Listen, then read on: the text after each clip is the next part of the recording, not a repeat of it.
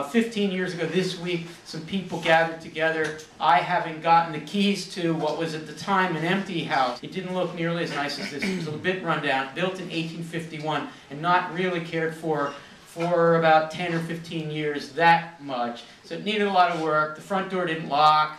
We had no heat or electricity at the time. We gathered together staff and faculty and students and alumni and one trustee and some Philadelphians who were otherwise unaffiliated with the project.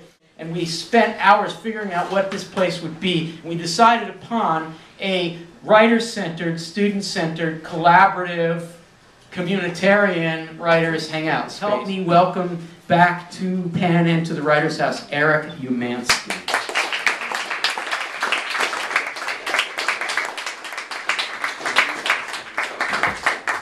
There is one piece of writing I can't seem to tackle, a lingering college paper.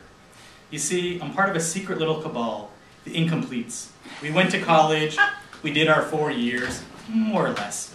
We took all the classes necessary to graduate, but we never really finished them. So far, my little 12-step, hi, I'm Eric, and I'm an incomplete, seems to be working. Since I began this little confessional project, I've called my professors, finished and turned in one paper, and quite literally dusted off the files on the other. This is just a part of a short story. Where are you from, I asked, offering her a plastic basket for her pants. She wore a thong with the word welcome imprinted in gold in the crotch area, which I pretended not to see. Munich. I held out the police pants for her to step into, and thought of the clock tower. She laughed slightly when I asked her to take her shirt off, but she took it off in a single swift movement that led me to believe she had been taking off her shirt quickly for years. One of the things that has been good about my current job is that a couple years ago I was able to start writing again.